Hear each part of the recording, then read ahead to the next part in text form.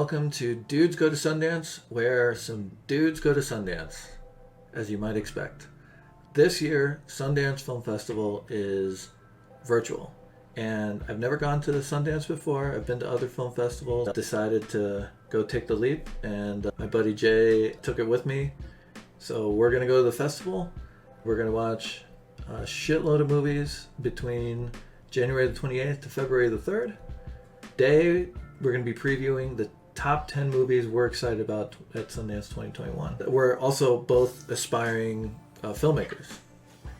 And just like everybody else that goes to Sundance. Yeah, exactly. So I'm really excited to watch a whole lot of movies and see what people are up to. And the really cool thing about Sundance 2021 is because it's virtual, maybe some of the bigger movies that usually go to Sundance didn't go.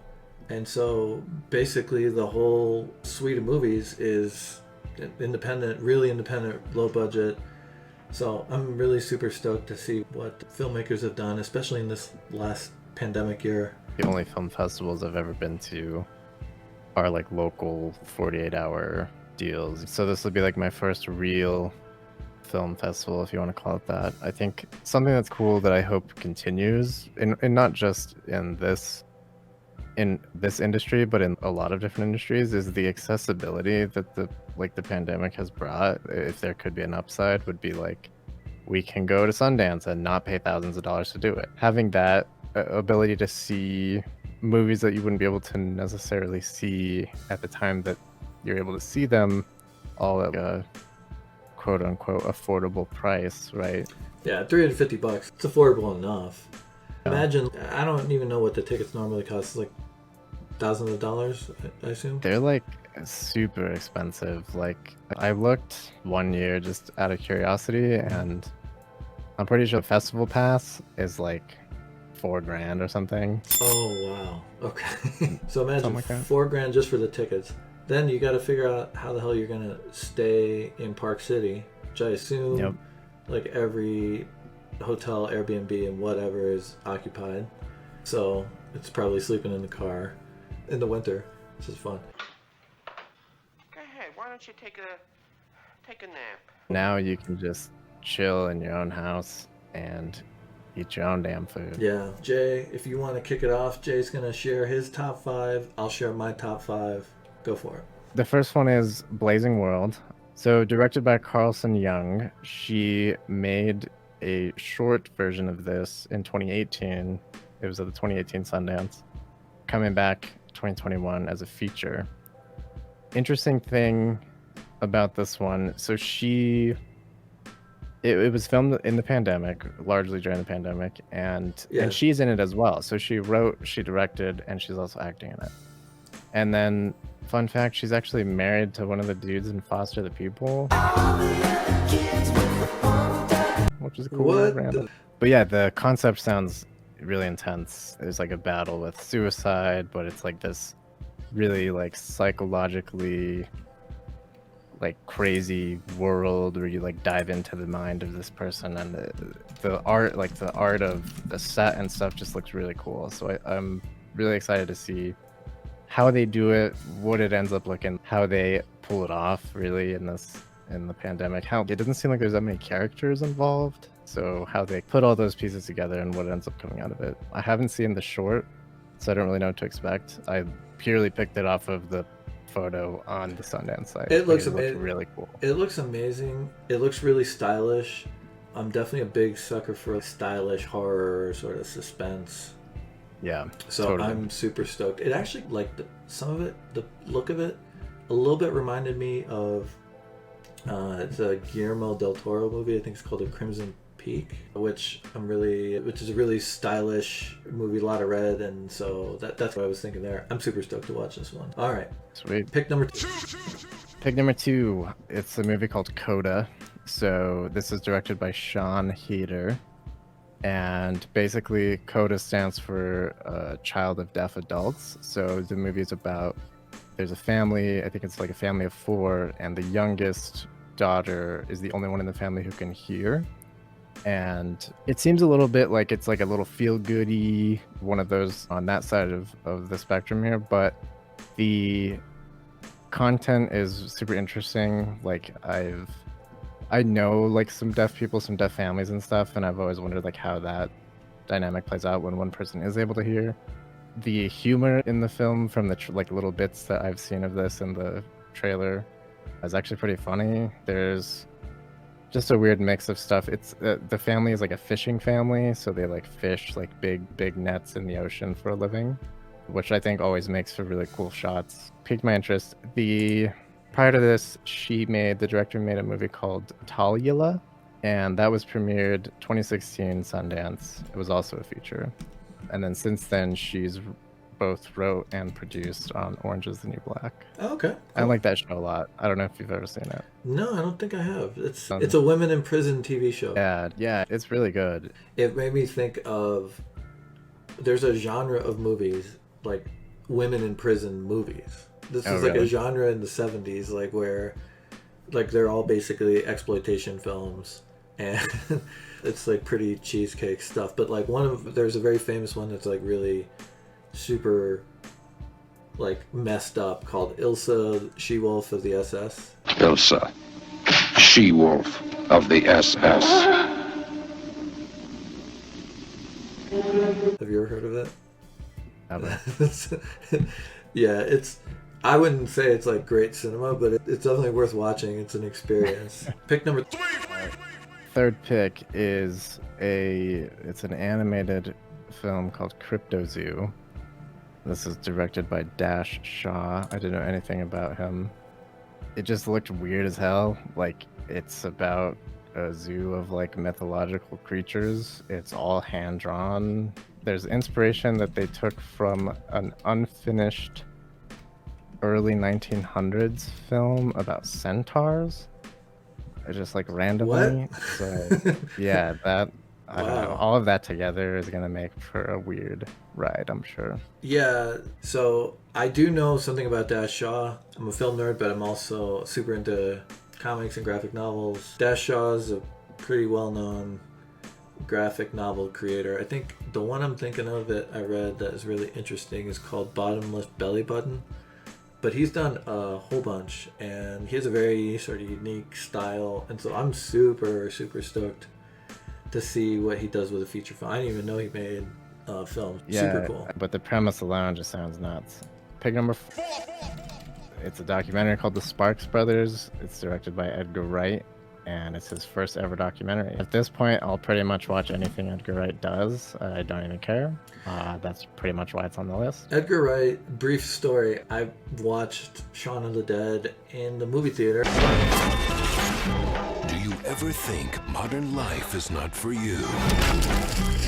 When I was living in Philadelphia at the Ritz, and I remember reading the city paper. So back in the day, you get the city paper and they'd have all the listings of upcoming movies at the Ritz, and I was just looking through and I saw Shaun of the Dead, and I was like, what is it? Like, obviously I love Dawn of the Dead, love all the George Romero movies, and I started reading it and I was like, okay, I don't know, this could go a lot of different ways. I was a little bit concerned, but like I was intrigued. And then I went to watch it, and it was maybe my favorite movie that year. It was so funny and so clever and really carefully well made and really good acting. And I think, yeah, it's not my favorite of his movies, but I love it. And so it's really been interesting to see how his career has progressed and what he's up to now, what it looks like he's going to be doing. And then, yeah, of course, he's making a documentary. Sign me up. I don't know anything about these musicians. I don't either. Yeah, the way that it's explained in the little blurb is this is a documentary about your favorite band's favorite band. So it's like one of those bands that just influence a ton of people that nobody's ever heard of type of deal. Definitely in for that, I think. And Edgar Wright's he's made like just a handful of what are some of my favorite movies. Anything he does, I'm there. Lastly is another documentary. It is called Street Gang. It is directed by Marilyn Grello. This is a documentary about Sesame Street and how when it was created, it was like a combination of these teachers, writers, artists coming together to make something for kids on TV in like direct response to what was happening around the world, the country at the time, to basically like attempt to foster like children in poor neighborhoods to learn to do good. A really cool idea that I haven't really thought of. And I only really got into this because my daughter, who is now 1 year old, is like super into Sesame Street, super into Elmo. And so we've been watching them. And there's a lot going on there. There's the production value of the sets, of the puppets. But I've realized that it's basically like SNL for kids, because every show, they have a different celebrity. So like the first one that we watched of this season, Dave Grohl was in it. And I was like, wait, okay, this is cool. Maybe she's just mesmerized by the TV, but it seems like she she knows a little bit about what's going on when she watches it. But the idea that it was like this revolution or this moment of trying to bring some good into the TV for these kids seems really cool. Yeah. So, did you watch Sesame Street as a kid? Not that I can remember. I feel like I didn't even start watching TV until I was like over that age. I wonder, do they still have some of the like 1, 2, 3, 4, 5, 6, 7, 8, 9, 10, 11, 12. Did they have stuff like that? Like they do these like weird like little animation bits. Yeah. There's still Yeah. like recurring segments basically. They'll do the letter of the day or the number of the day or whatever. There's like little songs that go with them. The Count? Is the Count The still Count's there? still in it. Yeah. Okay. He does the number of the day stuff, obviously. Yeah. Bert and Ernie. Yeah, you know what? In the episodes that we've watched, I haven't actually seen Bert and Ernie. Okay. Lots of Cookie Monster, Big Bird, Elmo, Grover. There's a great classics. There's a great Chappelle bit about Oscar the Grouch. Like, bitch, I live in a fucking trash can. Oh yeah, I forgot about that bit. I've definitely heard that. So I'm gonna go with my picks. So assuming yours are 1 through 5, I'm gonna go 6. And my pick is probably the film maybe that's got the most, I don't know, at least acclaim going into the festival and maybe the most known about, Judas and the Black Messiah, which is a movie, let's see here, directed and produced by Shaka King, starring Daniel Kaluuya, famously from Get Out, and Lakeith Stanfield, famously from Atlanta. I'm really excited to see it. Not necessarily because I think both of those guys are tremendous actors. It also has Jesse Plemons, who's another like fantastic actor who's been in a bunch of great movies. But I'm more interested really on the story of Fred Hampton, who was the chairman of the Black Panther Party, and so that I think that the from what I understand, it's Lakeith Stanfield playing somebody that gets very close to Fred Hampton and then betrays him. This undercover or double agent or something like that. So I just from the little I know about the Black Panther Party and sort of radical political movements in the 60s, like that's the thing that's got me super, super interested. We say Panther Power to the Vanguard Party. There's a lot of movies out there that I've seen that I've enjoyed that are the relationship between two friends, but one of them isn't really who they say they are. And Carlito's Way is one I think of, and there's others where, and I really like that dynamic. It's actually super compelling and interesting.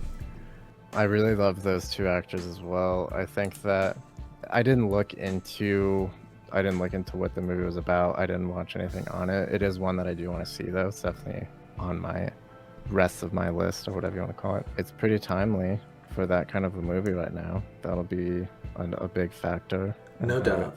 Feels, you know. And I know the government infiltrated a lot of these revolutionary movements.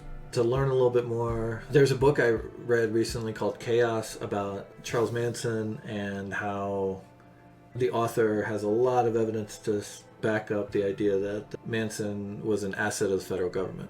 History, fascination type of deal where I'm just super stoked to see what they do with it. Number 7. My second pick is Prisoners of the Ghostland, directed by Sion Sono. I hope I'm saying that right. Famous, well-known Japanese director who's made a lot of cool, interesting movies. Go check out his movies. starring Nicolas Cage. It's an action movie. It's got Nicolas Cage, Imogen Poots, Bill Moseley, a bunch of interesting actors, and from everything I can tell, it's a Nick Cage going crazy action movie, directed by a Japanese director I really love, so sign me up. I'm there. Nick Cage, Mandy. If you haven't seen Mandy, I'm excited for you, because when you go check it out, you'll just have your fucking mind blown. And it's a weird but beautiful action movie, and I think Nick Cage is amazing in it. I think he's fantastic in it. That might be his best movie in like a decade.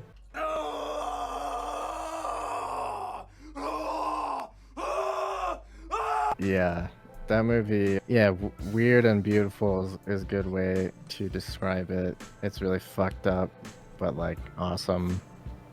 And when you say the premise of both these movies, they sound the same, so I'm hoping that there's similarities. But just off of the strength of Mandy, and also off of the strength of the director, I'm totally there. I'm totally there. Sounds really cool. For my third pick and number 8, a documentary called A Glitch in the Matrix, directed by Rodney Asher, who directed, wait for it, Room 237. I'm super interested in watching this movie because just off the strength of the director, loved the Room 237 documentary. If you like The Shining, or if you just like documentaries about films, go watch that documentary. It's amazing. The premise, or what he's investigating, is, are we living in a simulation? I'm there. Can't go wrong. Yeah, I'm there. Okay, my fourth pick number 8 for Silver. Another horror movie. I think it's a werewolf movie set in the late 1800s. It looks dead serious, and so it's like a period piece with a werewolf angle. I do have a fondness for a horror movie that's played very straight. That's a historical, like a period piece. That's cool to me. That it piques my interest as well, mainly because of Robert Eggers and what he did with The Witch. So I'm hoping for similar vibes there.